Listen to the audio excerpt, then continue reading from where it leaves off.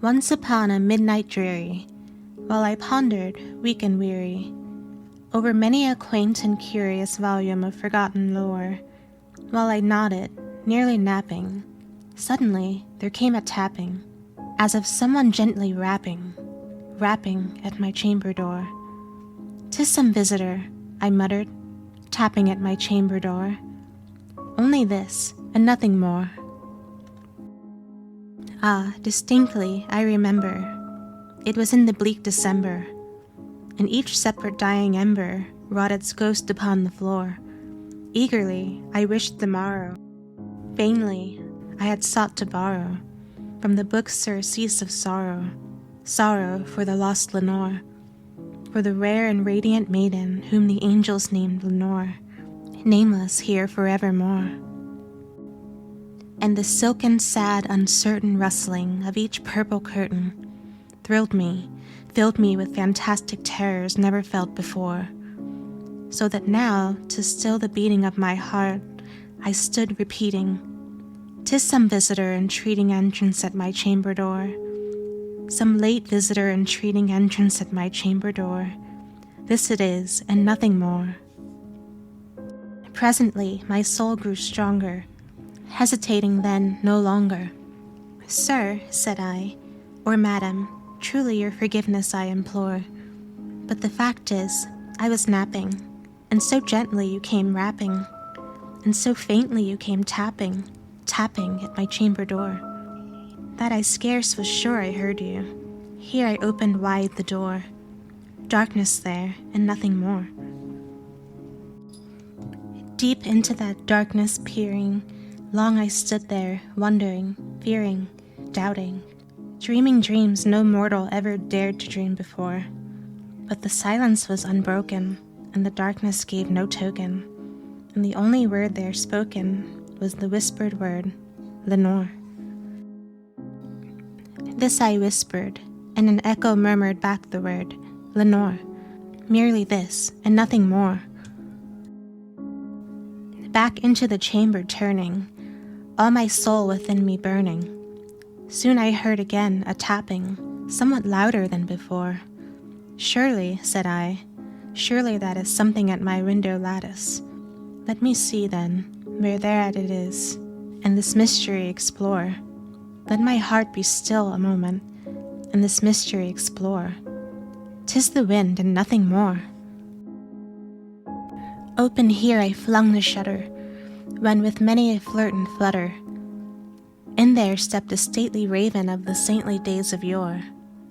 Not the least obeisance made he, not an instant stopped or stayed he, but with mien of lord or lady, perched above my chamber door, perched upon a bust of Pallas just above my chamber door, perched and sat, and nothing more.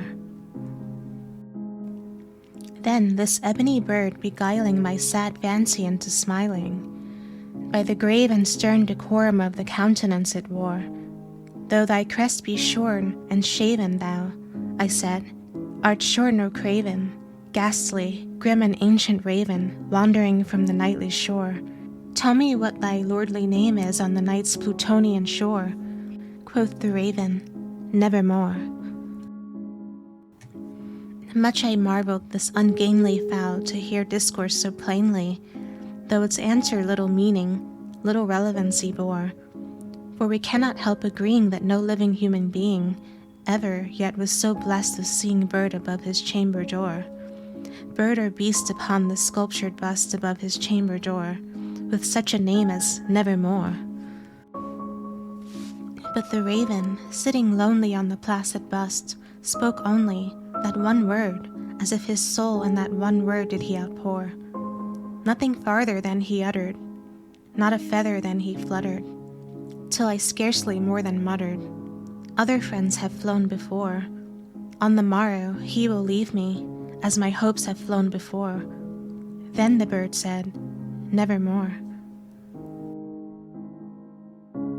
Startled at the stillness broken by reply so aptly spoken, "Doubtless," said I, "what it utters is its only stock and store, caught from some unhappy master whom unmerciful disaster followed fast and followed faster, till his songs one burden bore, till the dirges of his hope that melancholy burden bore, of never, nevermore.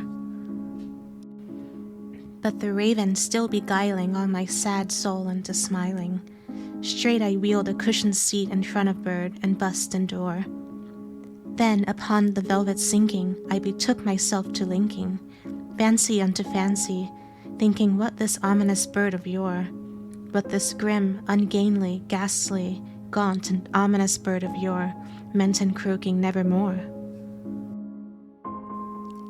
This I sat engaged in guessing, but no syllable expressing, to the fowl whose fiery eyes now burned into my bosom's core.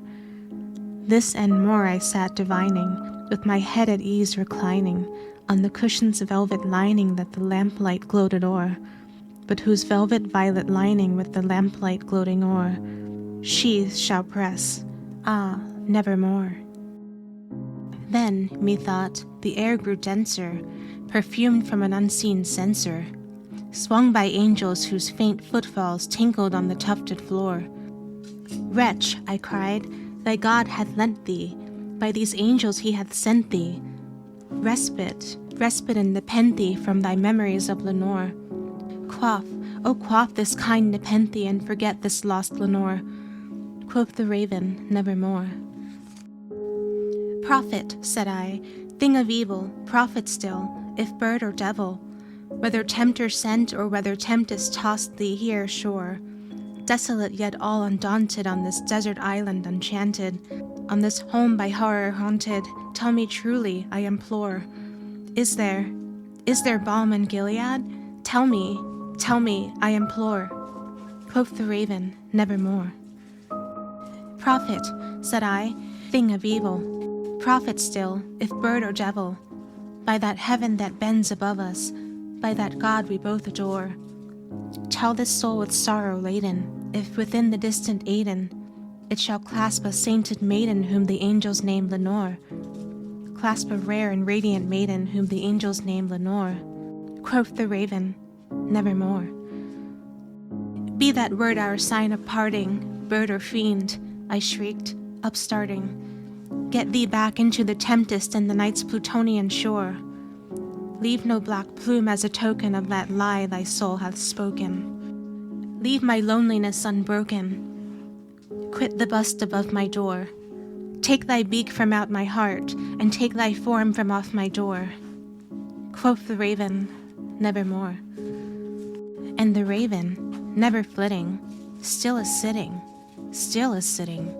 on the pallid bust of Pallas just above my chamber door, and his eyes have all the seeming of a demon's that is dreaming, and the lamplight o'er him streaming throws his shadow on the floor, and my soul from out that shadow that lies floating on the floor shall be lifted nevermore.